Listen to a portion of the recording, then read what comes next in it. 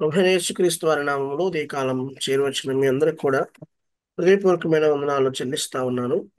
ప్రభునందు ప్రియులారా, మన ప్రభువును మన రక్షకుడైన యేసుక్రీస్తు ప్రభువారు మనందరినీ నేటికి సజీవులుగా ఉంచి తన కృపను మన పట్ల వెల్లడిపరుస్తూ మనకు అనుగ్రహించిన ఈ సమయాన్ని బట్టి ప్రభువును స్తుతిస్తా ఉన్నాం. అలాగే ఆ అలాగే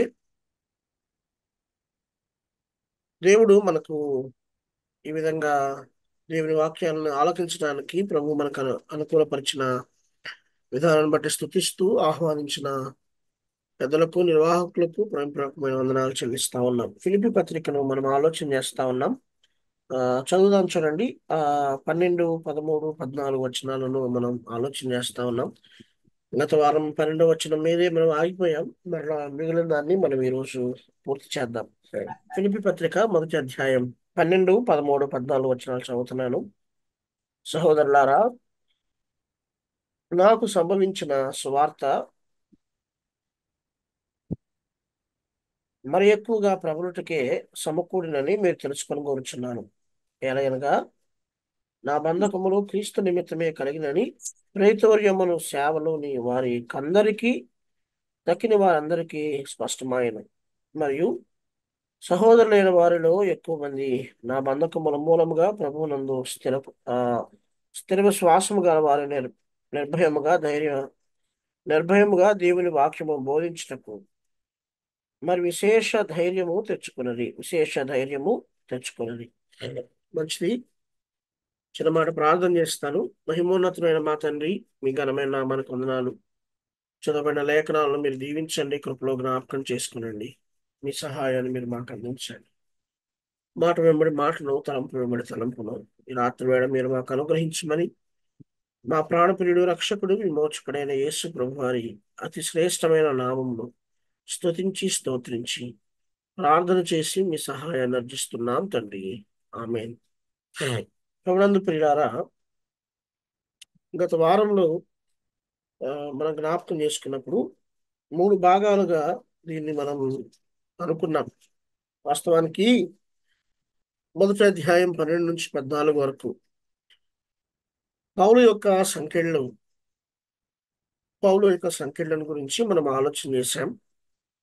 అలాగే మొదటి అధ్యాయం 15 నుంచి 19 వరకు పౌలు దగ్గర ఉన్న విమర్శకులను గురించి మనం ఆలోచన చేశాం. పౌలు యొక్క సంఖ్యలు అలాగే పౌలు యొక్క విమర్శకులను గురించి మనం ఆలోచన చేశాం. అలాగే 20 నుంచి 26 వరకు మనం చూస్తే పౌలు కలిగిన సంక్షోభాన్ని మనం మనం దానికి పౌలు కలిగిన సంక్షోభం అని మనం ఒక పేరును మనం పెట్టుకున్నాం. అయితే పౌలుకి రోమాని చూడాలనే ఆశ ఉన్నది.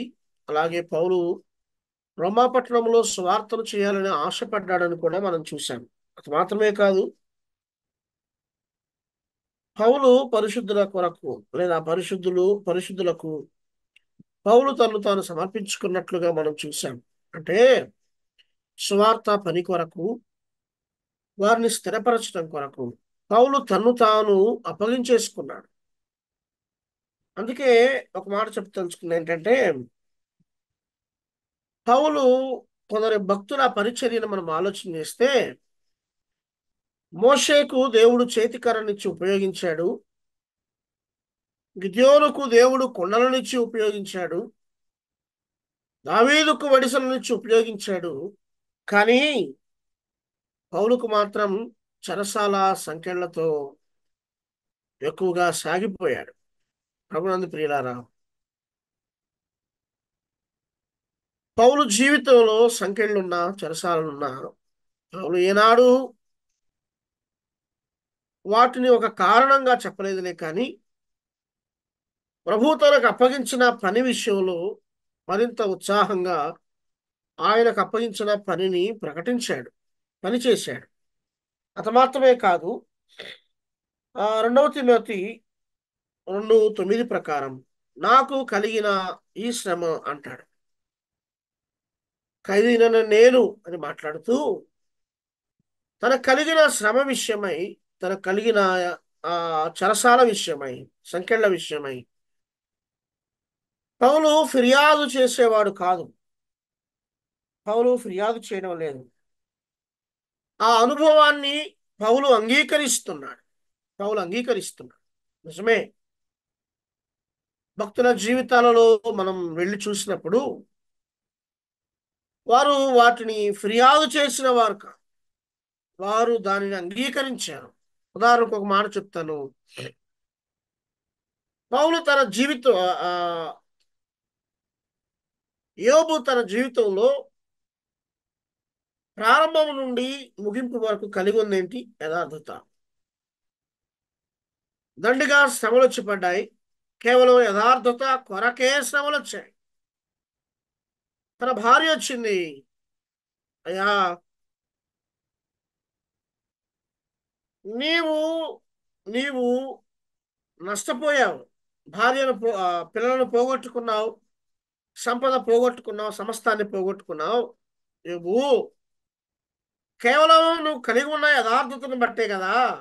దాన్ని విడిచిపెట్టేయి. నువ్వు చక్కగా దేవుణ్ణి దూషించి ఆ యథార్థతను విడిచిపెట్టు. మనం హాయిగా ఉండొచ్చు కదా. నీ యథార్థత మనకి ఏమిచ్చింది? అర్థమైందా? నీ యథార్థత మనకు ఏమి మిగిల్చింది? నీ యథార్థత మనకు ఏమి తీసుకొచ్చింది? ఎందుకు నీ యథార్థత? నీ యథార్థత నాకు శ్రమ తీసుకొచ్చింది కదా. నీ యథార్థత వల్ల నాకు కలిగిన ప్రయోజనం ఏంటి? కానీ పౌలన్న మాట, యోబన్న మాట, తన యథార్థతను విడవను అని స్పష్టం చేశాడు. కారణం ఏంటో తెలుసా? కుమారులు పుట్టినా, కుమార్తెలు పుట్టినా, సంపద అనుగ్రహించబడిన పౌలన్న మాట ఏంటంటే, నా అనే మాటను వాడలేదు. ఆయన వాడిన మాట ఏంటో తెలుసా? యెహోవా ఇచ్చెను, యెహోవా తీసుకుని. యెహోవా అనుగ్రహం, కుమారులు యెహోవా అనుగ్రహం, మేకలు, దూడలు, గొర్రెలు, సంపద, పశువులు యెహోవా అనుగ్రహం అన్నాడు. ఆయన ఇచ్చాడు, ఆయన తీసుకున్నాడు. నాదేమీ లేదు. కుమారులైనా సంపదైనా వారు ఎవరైనా సరే ఆయనే ఇచ్చాడు, ఆయన తీసుకున్నాడు. కాబట్టి నేను నా యథార్థతను విడవను అన్నాడు. ప్రభునందు ప్రియులారా, ఆలోచన చేయండి. ఉదయకాలం భక్తుని యథార్థత భక్తునికి ముప్పు తెచ్చిందని భార్య మాట్లాడితే, నాకు కావలసిందే యథార్థత. అన్నీ సమృద్ధిగా ఉన్నప్పుడు నేను కలిగి ఉంది యథార్థత. అన్నీ లేనప్పుడు నేను కలిగి ఉంది యథార్థత. కేవలం నా యథార్థత విషయమై నేను స్థిరంగా ఉన్నాను. నేను అన్నిటికీ దాన్ని దూషించేవాడిని కాదు. అంటే బాగున్న యథార్థతతో ఉన్నాడు. అన్నిటినీ కోల్పోయినా కూడా తన యథార్థతను విడిచిపెట్టలేదు. దాన్ని అంగీకరించాడు. ఆ స్థితిని అంగీకరించాడు. తన యథార్థతను మాత్రం విడవలేదు. పౌలు జీవితం కూడా అంతే. తన కలిగిన శ్రమలైన, సంకెళ్ళైన, బాధలైన, ఇబ్బందులైన వాటన్నిటి విషయంలో పౌలుకున్న ఆలోచన ఏంటంటే, నేను ఎప్పటికీ ఏంటి సనగలేదు, బెడగలేదు. సంఖ్యలున్నా, చెరసాలున్నా, ఆ ఫిలిప్పి ప్రారంభ దినాలలో భయంకరమైనటువంటి శ్రమ గుండా వెళ్ళిన, బెత్తపు దెబ్బల గుండా వెళ్ళిన, చెరసాల అనుభవానికి వెళ్ళిన, నో, నేను అంగీకరిస్తానులే, కానీ నేను ఎన్నడూ దాని విషయమై కంప్లైంట్ చేయలేదు. ఎవరు కంప్లైంట్ చేయాలి? ప్రభు దాన్ని అనుమతించాడు నా జీవితంలో. యోబు జీవితంలో దేవుడు అనుమతించాడు. పౌలు జీవితంలో దేవుడు అనుమతించాడు. నీ జీవితంలో దేవుడు అనుమతిస్తున్నాడు. నా జీవితంలో దేవుడు అనుమతిస్తున్నాడు. ఆయన అనుమతితో జరుగుతున్న ప్రక్రియను అడ్డుకోవడానికి నేనెవరిని? అది ఉద్దేశం. ఆయన అంగీకారంతో జరుగుతున్న ఆ ప్రక్రియను అడ్డుకోవడానికి నేను ఎవరిని? కాబట్టి ఆయన అప్పగించిన పని ఉంది. ఆయన నా మీద మోపిన భారం ఉంది. నేను వాటిని నెరవేర్చాలి. నేను వాటిని సంపూర్ణం చేయాలి. వీటి మీద నేను సనగటం కాదు, వాటిని అంగీకరించాలి. ప్రభువే వాటిని అనుమతించాడు కాబట్టి నేను అనుమతించాలి అని పౌలు యొక్క భావాన్ని అక్కడ వ్యక్తపరిచాడు. అవునందు ప్రియులారా, ఒకవేళ దేవుడే నీకు అనుగ్రహిస్తే, అనుమతిస్తే నువ్వు అంగీకరిస్తావా? ఆ పరిస్థితిని నువ్వు యాక్సెప్ట్ చేయగలవా? పౌలు ఎవరికి ఫిర్యాదు చేయలేదు, దేవునికి ఫిర్యాదు చేయలేదు, తను తాను నిందించుకోలేదు. దేవుడు అనుగ్రహించాడు అంతే. సంఖ్యలను దేవుడు అనుమతించాడు, నేను దాన్ని ఆమోదిస్తున్నాను. ఖైదీగా దేవుడు అనుమతించాడు, నేను దాన్ని ఆమోదిస్తున్నాను. కాబట్టి నా దేవుడు నా మీద మోపిన భారభరితమైన పరిచర్యను నేను కొనసాగిస్తాను అంతే. ఎంత అద్భుతమైన స్టేట్మెంట్ అండి కదా. యోబు కూడా అంతే. దేవుడు దాన్ని అంగీకరించాడు కాబట్టి నేను చేస్తాను అన్నాడు. ప్రభునందు ప్రియులారా, మన జీవితాల్లో మన జీవితాల్లో మనం దాన్ని మనం దాన్ని అంగీకరిస్తున్నాం. అందుకే మీరు తెలుసుకొని కోరుచున్నాను అన్నాడు. నిజమే, పౌలు తెలుసుకొని కోరుచున్నాను అంటే తనకు కలిగిన దాన్ని వారు తెలుసుకోవాలని పౌలు యొక్క ఉద్దేశం. ప్రభునందు ప్రియులారా, ఆలోచన చేయండి. ఒకవేళ మనమే ఆ ప్రయాణం చేస్తే, ఆ మార్గం గుండా వెళితే ఫిర్యాదు చేస్తామా, అంగీకరిస్తామా? ఆలోచన చేద్దాం. పౌలు తన జీవితంలో ఫిర్యాదు అనడం చేయలేదు, దాన్ని అంగీకరించిన వాడుగా ఉన్నాడు. అందుకే దేవుడు మోషేకు కర్రనిచ్చాడు, కర్రనిచ్చి వాడుకున్నాడు. గిద్యోనుకు కొననిచ్చి వాడుకున్నాడు. దావీదుకు వడిసనిచ్చి వాడుకున్నాడు. కానీ పౌలు జీవితంలో దెబ్బలను, భయం, దెబ్బలను, సముద్ర ప్రయాణాలలో భయమును మాత్రమే కాదు, సంకెళ్లను, చెరసాలను అనుమతించాడు, అవమానాన్ని అనుమతించాడు, వాటిని అంగీకరించాడు. ఎంత అంగీకరించాడో అంతగా దేవుని కొరకు సువార్తను ప్రకటించిన వాడు, అనేకులను సంపాదించిన వాడు. సరే చూద్దాం, చూడండి 13వ వచనాన్ని మనం చదువుదాం.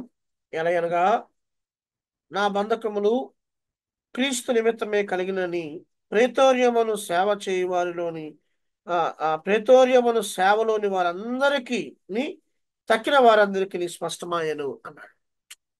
వారికి ఒక విషయాన్ని, ఫిలిప్పీలకు ఒక విషయాన్ని సవివరంగా, క్లారిటీగా రాస్తున్న మాట ఏంటంటే, ఫిలిప్పీలారా, నా బంధకాలు ఉన్నాయి కదా, నా చెరసాలు ఉంది కదా, నా సంఖ్యలు ఉన్నాయి కదా, ఇవన్నీ కూడా క్రీస్తు నిమిత్తమే కలిగినని ప్రేతోర్యమును సేవ చేయ వారికి, మిగిలిన వారికి స్పష్టమాయను అన్నాడు. అంటే ప్రేతోర్యమును సేవ అంటే వారెవరు అంటే, పౌలు బంధించి ఉన్న చెరసాలకు కాపలాదారులు.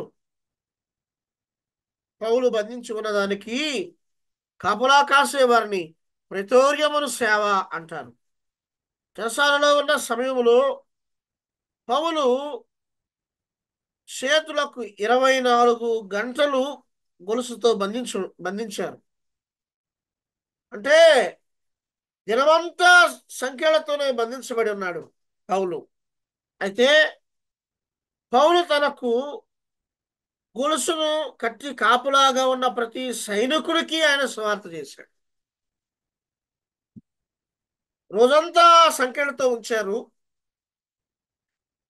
పౌలుకి సంఖ్యలు వేయగా పౌలు దగ్గరగా ఉన్న సైనికుడు, మా ప్రేతోర్యముల సేవలో ఉన్న సైనికులకు పౌలు సువార్తను ప్రకటిస్తూ వచ్చాడు. వారు కూడా సువార్తను విన్నారు. అది మాత్రమే కాదు, రోమా సైనికులు చాలా చాలా తీరికగా ఉన్నారు. కారణం ఏంటి? పౌలుతో తప్ప మరెవరితో వారికి సంబంధం లేదు. కాబట్టి పౌలు కథంతా విన్నారు, పౌలు సువార్తను విన్నారు. ఏంటి పౌలు కథ? పరలోక దర్శనం ద్వారా సౌలా సౌలా నన్ను ఎలా హింసించుచున్నావు అని ఆ పరలోక దర్శనాన్ని దేవుడు పిలిచి మాట్లాడగా ఆ సంగతులన్నీ వివరిస్తున్నాడు. ఒకప్పుడు యోధా మత వ్యాప్తి కొరకు ప్రయాసపడిన వాడిని, అనేకులను హింసించిన వాడిని, అనేకులు కొట్టిన వాడిని, అనేకుల ప్రాణాలు తీయటకు కారణమైన వాడిని, అనేక మందిని హింసించిన వాడిని, చెదరగొట్టిన వాడిని, బెదరగొట్టిన వాడిని, అలాంటి నన్ను ఆ పరలోక దర్శనం ద్వారా ప్రభువు దర్శించాడు అని తన కథంతా చెప్పాడు. ఆ ప్రేతోర్యమును సేవలో ఉన్న సైనికులు ఒకసారిగా ఆశ్చర్యపోయారు. ఓహో, ఈయన ఇంత గొప్ప సైనికుడా, ఇంత గొప్ప మతవాదా, ఇంత గొప్ప పండితుడా, ఈయన నిజమైన దేవుడు యేసు క్రీస్తు ప్రభువును అంగీకరించాడా, అపరలోక దర్శనం పౌలుకు దొరికిందా, గురుజువాడయ్యాడా అని పౌలు కథంతా చెప్పాడు తన గురించి తాను. వారు ఆశ్చర్యపోయారు. యేసుక్రీస్తు ప్రభుని గురించిన ఆ సువార్తను వివరించారు. వారు ఆశ్చర్యపోయారు. ప్రభునందు ప్రియులారా, తన జీవితంలో ఆ రూపాంతర విషయాన్ని మరియు దేవుని కృపను ప్రతి సైనికుడికి సాక్ష్యం ఇస్తున్నాడు. అర్థమైందా? తన జీవితంలో కలిగిన ఆ రూపాంతర ఆ దైవ దర్శనాన్ని, దేవుడు ఎలా దర్శించాడో ఆ దైవ దర్శనాన్ని, దేవుని కృపను వారందరికీ వివరిస్తూ ఉన్నాడు. పౌలిస్తున్న సాక్ష్యం వారు నిజమైందని, యథార్థమైనదని వారికి అర్థమైంది. లేకపోతే సైనికులంతా సామాన్యంగా ఖైదీ చేయబడిన వ్యక్తిని, బంధించబడిన వ్యక్తి మాటలు వారు ఎలా నమ్మగలరు? వారు ఎలా అంగీకరించగలరు? ప్రభునందు ప్రియులారా, అలాంటి పరిస్థితుల్లో వారు చేస్తున్న పనేంటో తెలుసా? నిజమే, పౌలు చెబుతుంది యథార్థం అని ఆ సైనికులకు అర్థమైంది. ఇలా చెప్తా చూడండి. సువార్త చేస్తున్న మనం, భక్తి చేస్తున్న మనం, బోధిస్తున్న మనం, ప్రకటిస్తున్న మనం, మన జీవిత వైఖరి అర్థం కావాలి. మనం బోధించేది ఒకటి, చెప్పేది ఒకటిగా ఉండకూడదు. మనం ఏది చెబుతున్నామో దాన్ని జీవించేవారిగా ఉండాలి. పౌలు చెప్పేది యథార్థత, అందులో నమ్మకత్వం ఉంది, నిజమున్నది, న్యాయం ఉన్నది. వారికి అర్థమైంది. వారు ప్రభువుని అంగీకరించారు. ప్రభునందు ప్రియులారా, చెప్పడానికి అందరూ చెప్తారు, ప్రకటించడానికి అందరూ ప్రకటిస్తారు. కానీ చెప్పే మన జీవితాలలో ఎదుటి వారు ఆ యథార్థతను వారు గమనించాలి.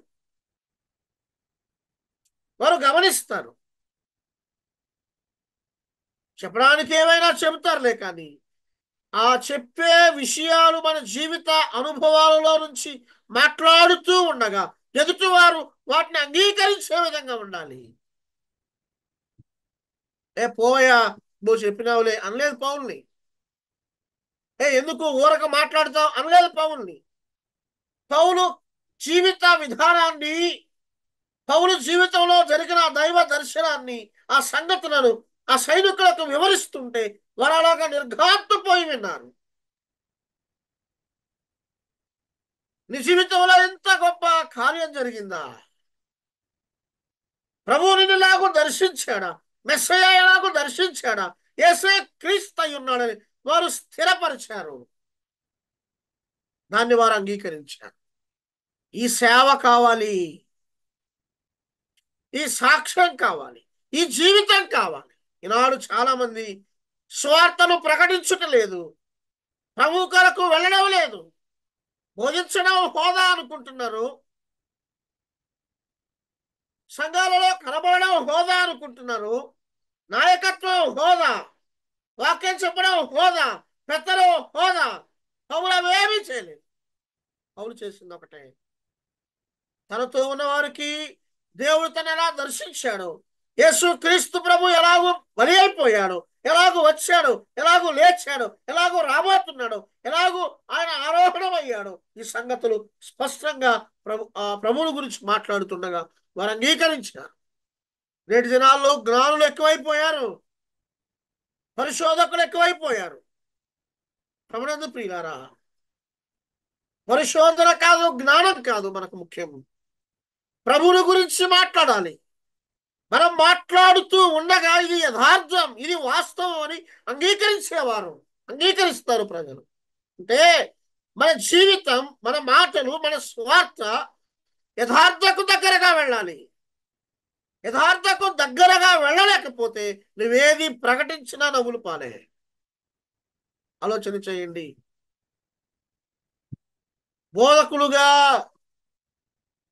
ఆరాటపడడం ఈ దినాల్లో ఎక్కువగా చూస్తున్నాం, కానీ వర్తమానికులుగా ఉండడానికి ఎక్కువగా చూస్తున్నాంలే. కానీ ప్రభువుని ఎలా దర్శించాడు, నా బంధకాలు ఎలా జరిగాయో, ఎలాగో ప్రభువు నడిపించాడు, అసలు దేవుడు ఏమై ఉన్నాడు, ఆ స్వార్థ భారము నా మీద మోపబడి ఉన్నది అన్నాడు.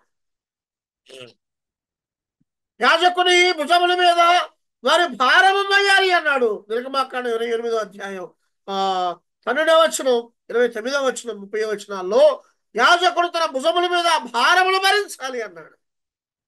యాజకుడిగా నీవు నేను ఆ స్వార్థ భారమున మీద మోపబడి ఉన్నదని మాట్లాడగా ఆ భారాన్ని తీసుకోవాలి, ఆ భారాన్ని ప్రకటించాలి. స్వార్థ భారం నా మీద మోపబడి ఉంది అన్నాడు. 2 దినాల్లో స్వార్థ భారం కాదు, బోధకుల భారం, పరిశోధకుల భారం, పరిశీలన భారం, కనపడే భారం, నిలిచే భారం, పెత్తన భారం, నాయకుని భారం, ఈ భారాలు ఎక్కువైపోయాయి. ప్రభునందు ప్రియులారా, దేవుని స్వార్థ, దేవుని స్వార్థ, దేవుని గురించి ప్రకటించడం, దేవుని గురించి మాట్లాడడం, that is the essential part in our assembly. ప్రభునందు ప్రియులారా, ఆలకించండి. అది ప్రాముఖ్యం మన సంఘాలకు, ప్రభువు నమ్మిన మన జీవితాలకు. దేవుని గురించిన స్వార్థను, ప్రభుని గురించిన వార్తను ప్రకటించడమే ప్రాముఖ్యం. అది ప్రకటిస్తూ ఉండగా దేవుడు స్థానం ఇచ్చాడా తీసుకో, దేవుడు ఆధిక్యత ఇచ్చాడా తీసుకో, దేవుడు సంఘాన్ని అప్పగించాడా దాన్ని కాపాడు. కానీ ప్రకటించవలసిన స్వార్థను, ప్రకటించవలసిన ఆ భారాన్ని పక్కన పెట్టి కొందరు కంఫర్ట్గా మిగిలిపోతున్నారు. అలా కాదు. దేవుడు సంఘాన్ని అప్పగించాడు, సంఘాన్ని కాయవలసిన బాధ్యత ఉంది, కాపాడవలసిన బాధ్యత ఉంది. కానీ స్వార్థను వదిలేస్తే ఎలాగా? ప్రభుని గురించి వదిలేస్తే ఎలాగా? ప్రభుని గురించి మాట్లాడడం, ప్రభుని గురించి ప్రకటించడం, ప్రభుని గురించి చెప్పడం మానేస్తే ఎలాగా? దేవుడు అప్పగించిన సంఘం దేవుని కొరకు సిద్ధపరచాలి, కానీ అది హోదాగా తీసుకుంటున్నారు. దేవుడు అప్పగించిన స్థానాన్ని హోదాగా భావిస్తున్నారు. వారు ఎక్కడికి కదలడం లేదు, స్థిరులైపోయి మొద్దుల్లాగా అక్కడే కూర్చుంటున్నారు. అది కాదు. స్వార్థ భారము నా మీద మోపబడి ఉంది అన్నాడు. స్వార్థ ప్రకటించాలనే భారం నా మీద మోపబడి ఉంది. నీ మీద ఏం మోపడింది బ్రదర్? నీ మీద ఏం మోపడింది? హోదా మోపడిందా? స్థానం మోపడిందా? హోదా కాదు, స్థానం కాదు. స్వార్థను ప్రకటించేవారిగా, ప్రభు కొరకు ప్రయాసపడేవారిగా, ఎన్ని బంధకాలున్నా ప్రభువుని గురించి మాట్లాడేవారుగా ఉండాలి. అది నా మీద మోపబడింది అన్నాడు. దేవుడు కొంచెం సంఘం ఇస్తే, స్థానం ఇస్తే అందులో అందులో హోదాని వెతుక్కొని దాన్ని అనుభవిస్తున్నామే, కానీ ప్రభు కొరకు ప్రయాసపడేవారు లేరు. పౌలుకి ఎంత హోదా ఉంది, పౌలు ఎన్ని సంఘాలను కట్టాడు. ఆయన నేటికి, తను మరణించే నాటికి కూడా చెరసాలలో ఉన్నాడు, సంఖ్యలతో ఉన్నాడు, ప్రభు సువార్తను ప్రకటిస్తున్నాడు. పౌలే హోదాను కోరుకుంటే, పౌలే స్థానాన్ని కోరుకుంటే, పౌలే ఆ సౌకర్యవంతమైన విధానాన్ని కోరుకొని సంఘాల మధ్య నిలిస్తే కాదనేవారెవరు? వద్దనేవారెవరు? ఆటంకపరిచేవారెవరు? ఎఫెస్కి వెళితే ఎఫెస్ వద్దుంటుందా? కొలస్సీకి వెళితే కొలస్సీ వద్దుంటుందా? ఎరుషలేముకి వెళ్తే ఎరుషలేం వద్దంటారా? చెప్పండి. ఫిలిప్కి వెళ్తే ఫిలిప్ వద్దంటారా? చెప్పండి. ఎవరు వద్దనగలరు? గలతీ వద్దంటారా? కొరంథీ వద్దంటారా? ఎవరు వద్దనగలరు? కానీ తన జీవితంలో ఎన్ని సంఘాలు, ఎంత పరిచర్య స్థాపించిన, స్థిరపరిచిన, దేవుని గురించి ప్రకటించడం మాత్రం తన జీవితంలో ప్రధానంగా పెట్టుకున్నాడు. మరణమయ్యేంత వరకు తాను, చెరసాలకు వెళ్ళేంత వరకు తాను అక్కడే నిలిచి ఉన్నాడు. మంచిదండి. పౌలు ఏమాత్రం కూడా చిరాకు, ఆ సువార్తను ప్రకటిస్తూ ఉన్నాడు. ఆ ఆ తన గురించిన సంగతులు చెబుతూ ఉన్నాడు. అయితే ఇది యథార్థమని అక్కడున్న సైనికులు, కాపలాదారులుగా ఉన్న సైనికులు దాన్ని నమ్మారు. ఇక్కడ ఒక మాట చెప్తా చూడండి. పౌలు ఏమాత్రం కూడా చిరాకు పడిన, వారితో కొంత నిరాశగా ఉన్నారు. పౌలు యొక్క రక్షణానందం, అలాగే పౌలుకు నిరీక్షణ లేదు అని వారికి ఏమయ్యేది? చెప్పండి, వారికి ఏమయ్యేది? సైనికులకు అర్థమయ్యేది. పౌలు వారితో మాట్లాడుతున్నప్పుడు తనకు కలిగిన శ్రమను బట్టి నిరాశపడలేదు. అంత మాత్రమే కాదు, పౌలు ఎన్నడూ కూడా తనతో ఉన్న సైనికులతో చిరాకు పడలేదు. అంటే పౌలు పౌలుకి పౌలు సాక్ష్యం అబద్ధం అని వారు అనుకోలేదు. ఎందుకు? ఒకవేళ ఇది నిజమైతే నాకెందుకు ఈ సంఖ్యలు, నాకెందుకు ఈ బంధకాలు? నిజంగా అదే అదే నా యథార్థతే నాకు సరిపోయినది, నా యథార్థతే ప్రాముఖ్యం అనుకుంటే నేనెందుకు ఇన్ని కోల్పోవాలి? నా భార్య ఎందుకు నా యథార్థతను విడవమని చెప్పింది? ఏమనుకోవాలి కదా. ప్రభునందు ప్రియులారా, సంఖ్యలతో ఉన్నా, చెరసాలలో ఉన్నా, అననుకూల పరిస్థితుల మధ్య పౌలు వెళుతున్నా కూడా ఎక్కడా కూడా తన జీవితంలో ఏమాత్రము వారితో మాట్లాడుటలో, ప్రభుని గురించి ప్రకటించుటలో, చెప్పుటలో ఆయన చిరాకు పడలేదు, నిరాశపడలేదు. పౌలు కలిగిన రక్షణ ఆనందం అంత మాత్రమే కాదు, పౌలుకు కలిగిన ఆ నిరీక్షణను ఆ సైనికులంతా గమనించారు. నాకు ఈ నిరీక్షణ ఉంది, నీకుందా? నాకు ఈ ఆనందం ఉంది, నీకుందా? అని సైనికుల ఎదుట పౌలు ఎంత ఆనందాన్ని వ్యక్తపరిచాడు. వారందరూ ఆ ఆశ్చర్యపోయారు. ఒరే, పౌలుకేమి ఇంత ఇంత ఇది అన్నాడు. చూడండి, ఒక మాట చూద్దాం. అపోస్తుల కార్యముల గ్రంథం. ప్రభునందు పిల్లారా, మన జీవితాల్లో మనం కూడా అదే నిరాశ, అదే చిరాకుతో ఉంటే ఎలాగా? ఎవరు వినగలరు మనం చెప్పేది? ఎవరికి చెప్పగలం? మీకే నిరీక్షణ లేదు, ఆ మీకే సరైన ఆ ఆశ లేదు, మీరు మాకేం ప్రకటిస్తున్నారు అంటారు కదండి. ప్రభునందు ప్రియులారా, పౌలు నేను నిరీక్షణ గలవాడిని, నేను ఆనందం గలవాడిని అని వారి ఎదుట ఆ సాక్ష్యాన్ని స్థిరపరిచాడు బంధకాల్లో ఉండి కూడా. చూడండి నాకెంత ఆనందం ఉందో, చూడండి నాకెంత నిరీక్షణ ఉన్నదో. ప్రియ సైనికులారా, మీకు నిరీక్షణ ఉందా? మీకుందా? మీకుందా? మీకుందా అంటూ తన నిరీక్షణను బట్టి, తన కలిగిన ఆనందాన్ని బట్టి వారి ఎదుట నిలిచాడు. చూడండి, అపోస్తల కార్యాలు 28వ అధ్యాయం ఆ 30-31 వచనాలు చదువుతాను. పౌలు 2 సంవత్సరాలు పూర్తిగా తన అద్దె ఇంట కాపురం ఉండి తన యొద్దకు వచ్చు వారందరినీ సన్మానించి ఏ ఆటంకము లేక పూర్ణ ధైర్యముతో దేవుని రాజ్యాన్ని గురించి ప్రకటించుచు ప్రభు అయిన యేసు క్రీస్తును గూర్చిన సంగతులు బోధించుచూ ఉండేను అన్నాడు. ఏం చేస్తున్నాడు?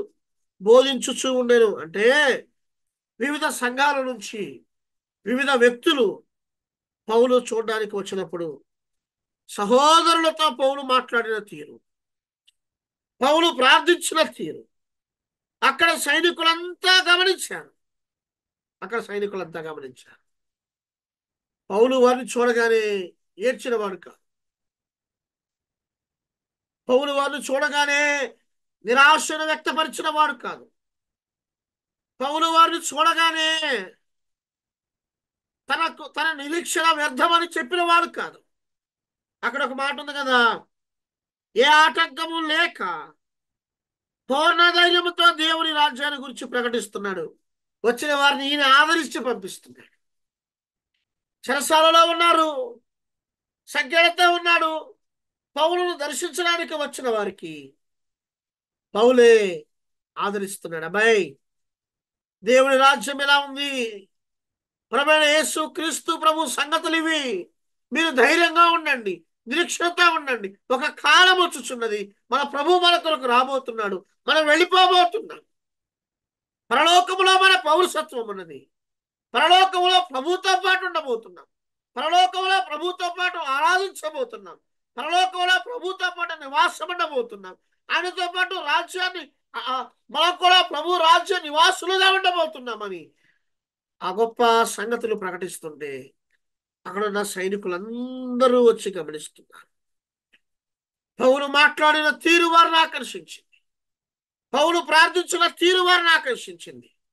ప్రభునందు ప్రియులారా, పౌలుని గురించి సైనికుల మధ్య చర్చ ప్రారంభమైంది. ఒరే, ఏమి ఈ పౌలు, ఏమి ఈ పౌలు, ఏమి ఈ పౌలు, చెరసాలతో ఉంటూ సంఖ్యలతో ఉంటూ కూడా, సైనికుల మధ్య కాపలా ఉంటూ కూడా, ఎంత పరిస్థితులలో కూడా తన యుద్ధకు వచ్చేవారిని ఆయన ఆదరిస్తున్న తీరు, ఆయన మాట్లాడుతున్న తీరు, ప్రార్థిస్తున్న విధానం, దేవుని రాజ్యాల గురించి ప్రకటిస్తున్న విధానం వారందరికీ చాలా ఆసక్తిని కలిగించాయి. ప్రభునందు ప్రియులారా, నీ తీరు ఎలా ఉంది? నీ దగ్గరకు నిరాశతో వచ్చిన వారు, నీ దగ్గరకు ధైర్యాన్ని కోల్పోయి వచ్చిన వారు, నీ దగ్గరకు ఏమీ తెలియని పరిస్థితుల్లో వచ్చిన వారు, నీ ద్వారా ఆదరించబడి నువ్వు మాట్లాడిన తీరుతో, నువ్వు ప్రార్థించిన తీరుతో వారు ఎలా వెళ్ళాలి? ధైర్యంగా వెళ్ళాలి. పౌలు దగ్గరకు వచ్చిన వారు అలాగూ వెళ్ళారు. సైనికులు పౌలు గురించి చర్చిస్తున్నారు. మాత్రమే కాదు, ఆ సైనికులు కూడా ప్రభువుని నమ్మారు. ఇదే ఇదే ప్రేతోర్యమును సేవలో అనేకులు ప్రభువుని అంగీకరించారు అంటే ఇదే, వారు కూడా ప్రభువుని నమ్మారు.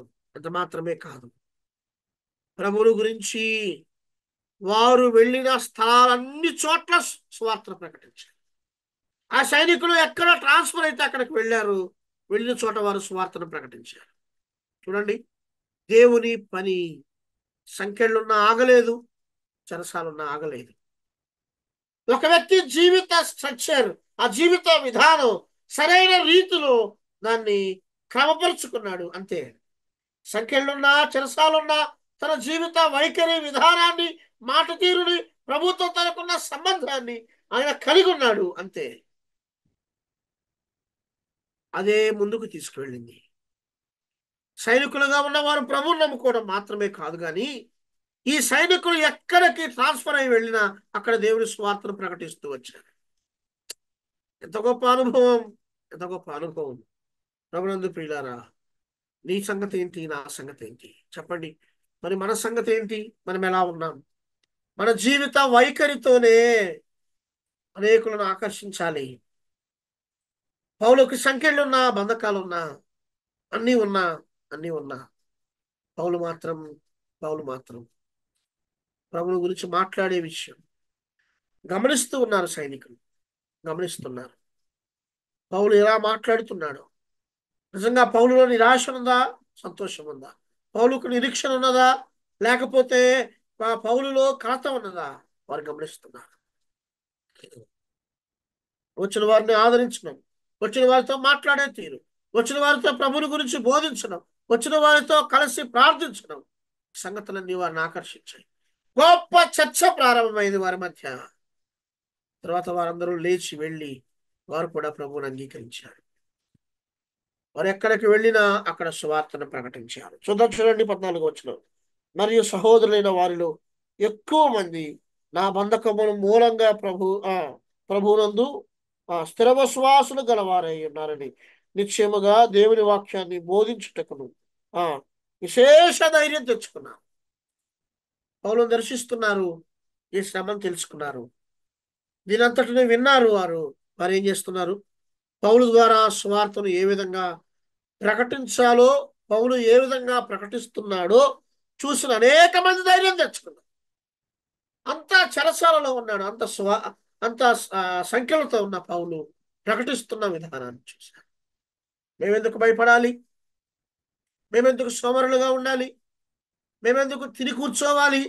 పేరుకు స్వార్థికులు, పేరుకు సేవకులు, కానీ సువార్త ప్రకటనలో సోమరులు, సువార్త ప్రకటనలో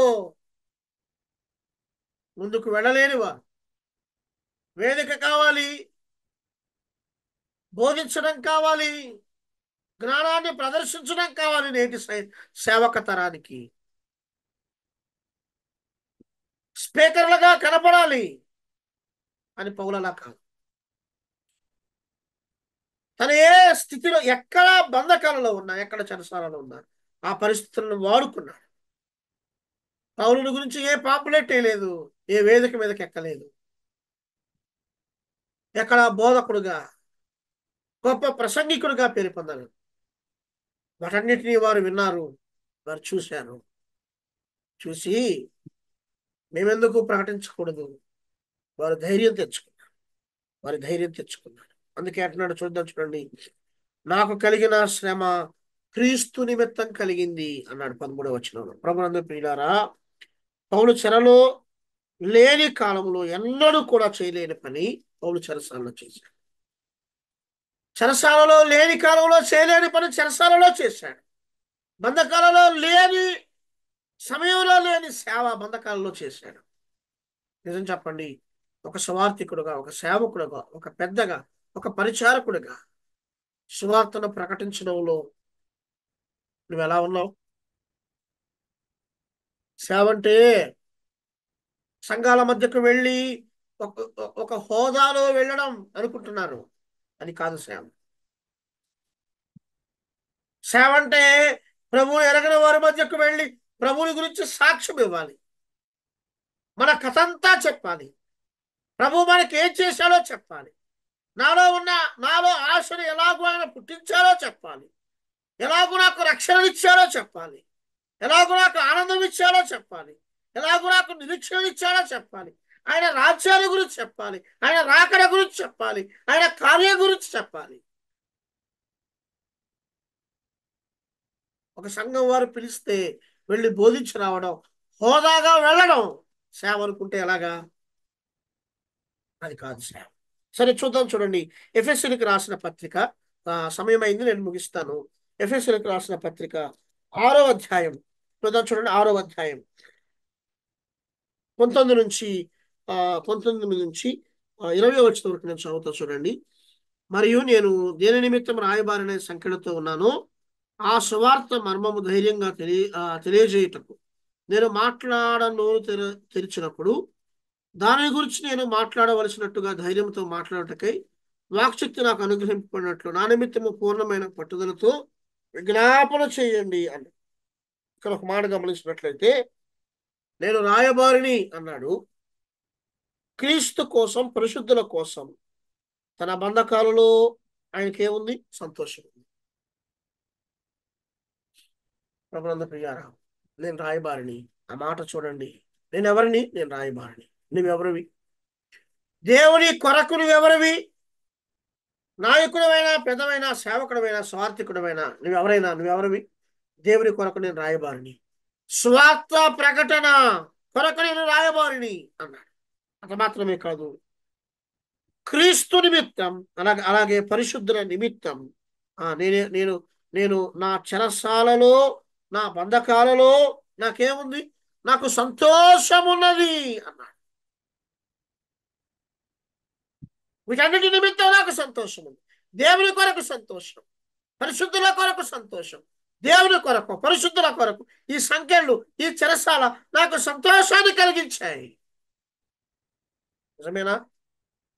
మనకైతే అలాగే కొలస్సీలకు రాసిన పత్రిక 1వ అధ్యాయం 24వ వచనం చదువుదాం. కొలస్సీలకు రాసిన పత్రిక 1వ అధ్యాయం 24వ వచనాన్ని మనం చదువుదాం. ఇప్పుడు మీ కొరకు నేను అనుభవిస్తున్న శ్రమల యందు సంతోషించు సంఘము అను ఆయన శరీరము క్రీస్తు ఆయన శరీరము కొరకు క్రీస్తు పడిన పాటలో కొదువైన వాటి యందు నా వంతు నా శరీరం అందు సంపూర్ణము చేయించున్నాను అన్నాడు. అంటే నేను కూడా క్రీస్తు పడిన పాట్లు సువార్త కొరకు పడుతున్నాను. మిగిలిన వాటిని నేను సంపూర్ణం చేస్తున్నాను. అర్థమైందా మీకు? కొలస్సీలారా, ఫిలిప్పీలారా, ఎఫెసీలారా, ఈ 3 పత్రికలు చెరసాలలో ఉండి రాశాడు. ఎపఫ్రదీతు ద్వారా పంపాడు. అందుకే ఆ భారభరితమైన మాటలు మనం చూడగలం. అంటే పౌలు పరిచయం లేదా పౌలును గురించిన ఆలోచిస్తున్న వారందరూ కూడా, పౌలు నేరస్తుడు కాదు. పౌలు నేరం చేసి చెరసాలకు వెళ్ళలేదు. పౌలు నేరస్తుడు కాదు. ప్రభునందు ప్రియులారా, అందుకే ఇప్పుడు క్రీస్తు నిమిత్తం బంధించబడ్డాడు అనే సంగతిని వారందరూ కూడా తెలుసుకున్నాడు. నేను అనుభవిస్తున్న ఈ శ్రమలు, ఇప్పుడు నేను అనుభవిస్తున్న ఈ శ్రమలు క్రీస్తు కోసం. అంటే ఫిలిప్పీలో ఉన్నవారు, ఎఫెస్సులో ఉన్నవారు, కొలస్సీలో ఉన్నవారు అర్థం చేసుకోవాల్సిన సంగతి ఏంటో తెలుసా? నేను నేరస్తులనే చెరసాలకు వెళ్ళలేదు. నేను నేరం చేసిన వాడుగా చెరసాలకు వెళ్ళలేదు. కానీ నేను ఎలా వెళ్ళాను? నేను క్రీస్తు నిమిత్తం వెళ్ళాను. క్రీస్తు నిమిత్తం, పరిశుద్ధుల నిమిత్తం చెరసాల అనుభవించడం నాకు సంతోషం. నేను క్రీస్తు నిమిత్తమే వెళ్ళి స్వార్థను ప్రకటిస్తున్నాను. ప్రేతోర్యమను వారు చేసిన సేవ అన్నాడు. ఇప్పుడు నాకు కలిగిన ఈ బంధకాలు క్రీస్తు నిమిత్తమే కలిగాయి. చూద్దాం, చూడండి. ఆ క్రీస్తు పౌలు యొక్క నివాసాలు లేదా పౌలు చెరసాల విధానాన్ని అలా రెఫరెన్స్లు మాత్రమే చెప్పి నేను ముగిస్తాను. చూడండి, ఎఫెసీయులకు రాసిన పత్రిక మొదటి అధ్యాయం 3వ వచనం చదువుతా. చూడండి, 3వ వచనం. ఈ హేతువు చేత అన్యజనులైన మీ నిమిత్తము క్రీస్తు యేసు యొక్క ఖైదీనైన పౌలును నేను ప్రార్థించుచున్నాను అన్నాడు. క్రీస్తు యేసు యొక్క ఖైదీ అన్నాడు. అలాగే 4వ అధ్యాయం మొదటి వచ్చిన ఎఫెసీయులకు రాసిన పత్రిక, కాబట్టి మీరు సమాధాన బంధము చేత ఆత్మ కలిగించి ఐక్యతను కాపాడుకున్నట్టు యందు శ్రద్ధ కలిగి ఉండండి అన్నాడు. కాబట్టి మీరు సమాధానమును బంధకము చేత అన్నాడు. అలాగే చూద్దాం, చూడండి. కొలస్సీలకు రాసిన పత్రిక 4వ అధ్యాయం 3వ వచనాన్ని చూడండి. 4వ అధ్యాయం 3వ వచనం కూడా అక్కడ ఒక మాట చెప్తా ఉన్నాడు. 4వ అధ్యాయం 3వ వచనం. ప్రార్థన యందు నిలకడగా ఉండి కృతజ్ఞత గలవారే దాని యందు మెలకువగా ఉండండి. నేను బంధకములలో ఉంచబడుటకు కారణమైన క్రీస్తు మర్మమును గురించి నేను బోధించవలసిన విధమేమనగా అన్నాడు. అర్థమైందా?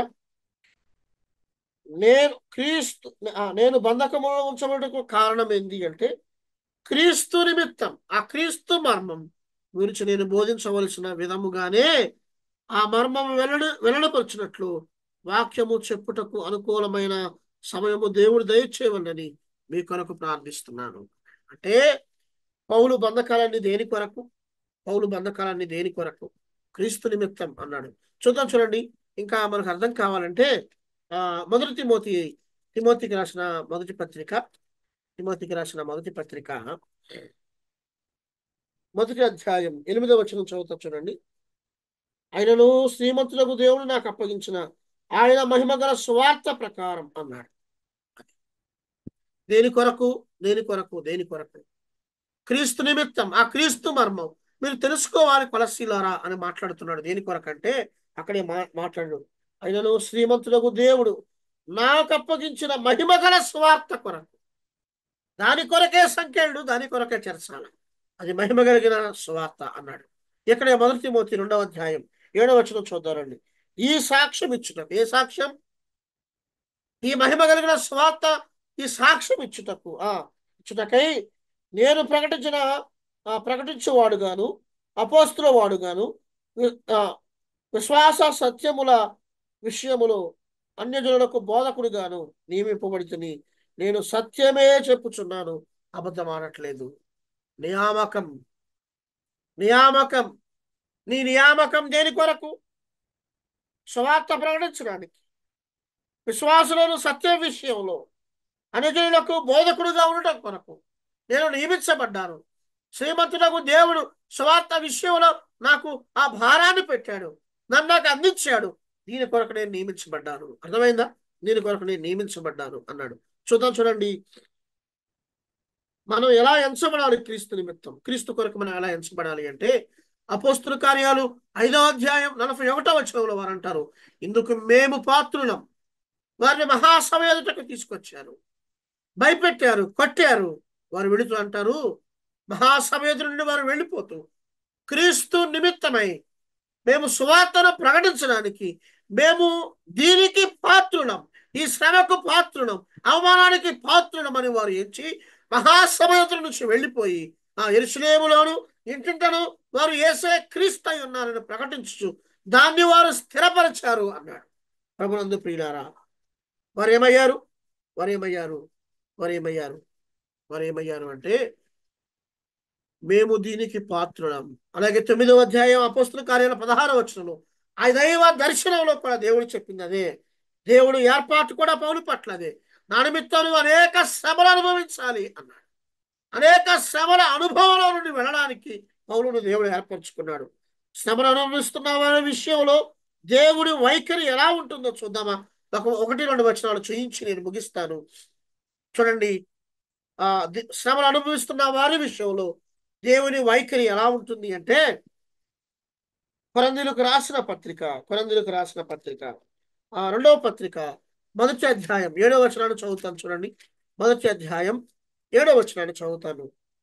కొరింథీయులకు రాసిన పత్రిక 1వ అధ్యాయం 7వ వచనం, మీరు శ్రమలలో ఎలాగూ పాలువారై ఉన్నారో అలాగే ఆదరణలోనూ పాలువారై ఉన్నారని ఎరుగుదుము గనుక మిమ్మల్ని గూర్చిన మా నిరీక్షణ స్థిరమయ్యింది అన్నాడు. అంటే శ్రమలో పాలువారు, ఆదరణలో పాలువారు, పై రెండిటి ద్వారా నిరీక్షణ స్థిరపరచబడుతుంది అన్నాడు.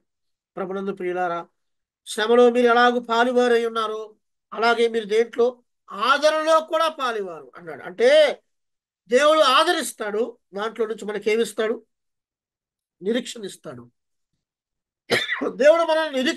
దేవుడు ఆయన శ్రమలలో, అంటే పౌలు సంఖ్యలలో, పౌలు చెరసాలలో, పౌలు శ్రమలో దేవుడు పౌలును ఆదరిస్తూ వచ్చాడు.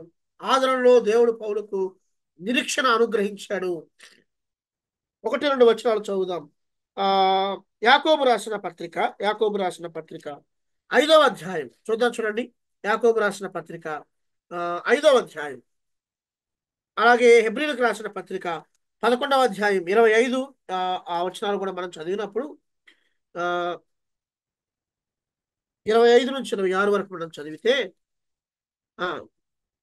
మోషే పెద్దవాడైనప్పుడు విశ్వాసమును బట్టి ఐగుప్తు ధనము కంటే క్రీస్తు విషయమైన నింద గొప్ప భాగ్యమని ఎంచుకొని అల్పకాల పాప భోగం అనుభవించడం కంటే దేవుని ప్రజలతో శ్రమ అనుభవించడం మేలని యోచించి అన్నాడు.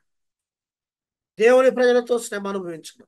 ప్రభునందు ప్రియులారా, దేవుని కొరకు దేవుని ప్రజలతో శ్రమ అనుభవించడం, దేవుని సువార్త కొరకు, దేవుడు మన మీద మోపిన పని కొరకు మనం మనం మనం ఆ శ్రమ అనుభవించడం మేలు.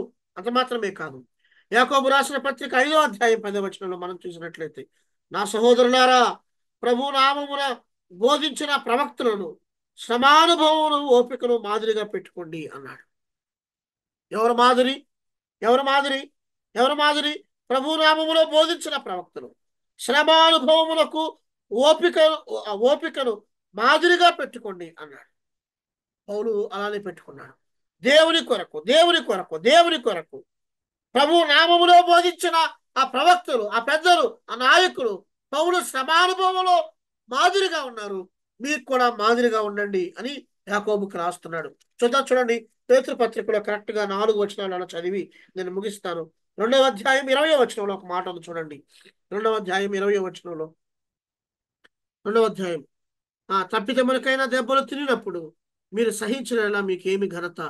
మేలు చేసి బాధను అనుభవించినప్పుడు మీరు సహించిన అది దేవునికి హితమగును. మీరు ఇందుకే కదా పిలువబడ్డారు. మీరు ఇందుకే కదా పిలువబడ్డారు. సువార్తను ప్రకటించి నేను దెబ్బలు తిన్నాను. సువార్తను ప్రకటించి నేను గాయపరచబడ్డాను. సువార్తను ప్రకటించి నేను హింసించబడ్డాను. చెరసాలకు వెళ్ళాను. ఇందుకే నేను పిలువబడ్డాను. మరి నువ్వు దేనికి పిలువబడ్డావు బ్రదర్? దేనికి పిలువబడ్డావు? అంత మాత్రమే కాదు, 3వ అధ్యాయం 14వ వచనంలో, 3వ అధ్యాయం 14వ వచనంలో కూడా ఒక మాట ఉంది. మరొక వేళ నీతి నిమిత్తము శ్రమ పడిన మీరు ధన్యులే అన్నాడు. నీతి నిమిత్తం, స్వార్థ నిమిత్తం, ప్రభు నిమిత్తం, సేవ నిమిత్తం మీరు హింసింపబడితే, మీరు శ్రమ పడితే మీరు ధన్యులే, మీరు ధన్యులే అంటూ వారి బెదిరింపులకు భయపడొద్దు, మీరు కలవరపడొద్దు అన్నాడు. నేను కలవరపడలేదు, నేను బెదిరిపోలేదు, నేను భయపడలేదు, మీరు బెదిరిపోవద్దు, మీరు కలవరపడొద్దు అన్నాడు. అంత మాత్రమే కాదు ప్రియులారా, 4వ అధ్యాయం 16 వచనం చూడండి. 4వ అధ్యాయం 16 వచనంలో కూడా ఇదే మాట చెప్తాడు. ఎవడైనాను క్రైస్తవుడు నేను ఎందుకు బాధ అనుభవించినలా అతడు సిగ్గుపడక అతడు సిగ్గుపడక ఆ పేరును బట్టి దేవుని మహిమపరచవలెను. సిగ్గుపడాల్సిన పని లేదు, భయపడాల్సిన పని లేదు. సువార్త విషయంలో క్రైస్తవుడు అయినందుకు మీరు సిగ్గుపడద్దు అన్నాడు. ఆఖరిగా ఒక మాట చదువుతా చూడండి. 5వ అధ్యాయం 10వ వచనం. 5వ అధ్యాయం 10వ వచనంలో తన నిత్య మహిమకు క్రీస్తునందు మిమ్మల్ని పిలిచిన కృపా నిధియగు దేవుడు కొంచెము కాలము మీరు శ్రమపడిన పిమ్మట తానే మిమ్మల్ని పూర్ణులుగా చేసి స్థిరపరచి బలపరచును. మా దేవుడే మిమ్మల్ని సంపూర్ణులుగా చేస్తాడు. దేవుడే మిమ్మల్ని స్థిరపరుస్తాడు. దేవుడే మిమ్మల్ని బలపరుస్తాడు. నన్ను దేవుడు స్థిరపరిచాడు, నన్ను దేవుడు బలపరిచాడు. ప్రభునందు ప్రియులారా, దేవుడు నన్ను స్థిరపరిచి బలపరిచాడు. దేవుడు నన్ను సంపూర్ణులుగా చేశాడు. మిమ్మల్ని కూడా దేవుడు స్థిరపరుస్తాడు ఫిలిప్పీలారా. మిమ్మల్ని కూడా దేవుడు బలపరుస్తాడు ఫిలిప్పీలారా. దేవుడు మిమ్మల్ని కూడా సంపూర్ణంగా చేస్తాడు. నా బంధకాలలో సువార్త మరింతగా ప్రబలమైంది. ఇదిగో ఇది మీరు తెలుసుకోవాలి, ఇది నా ఆశ, ఇది మీరు తెలుసుకొనగోరుచున్నాను అని తన ఆలోచనను, తన ఆశను, తను ఎలాగూ బంధకాలలోకి వెళ్ళాడు, ఎలాగూ సువార్తను ప్రకటించాడు, సైనికులు ఎలాగూ తెలుసుకున్నారో, ఎలాగూ వారు స్థిరపరచబడ్డారు, వెళ్ళిన స్థలాల్లో ఎలాగూ క్రీస్తుల గురించి ప్రకటించారో ఆ సంగతులన్నీ వారికి రాస్తున్నాడు. అలాగున మనం కూడా సువార్త విషయంలో మరింత భారంగా, మరింత ప్రయాసతో మనం ముందుకు వెళ్ళాలని మీ అందరికీ ప్రభు నామములో తెలియపరుస్తున్నాను.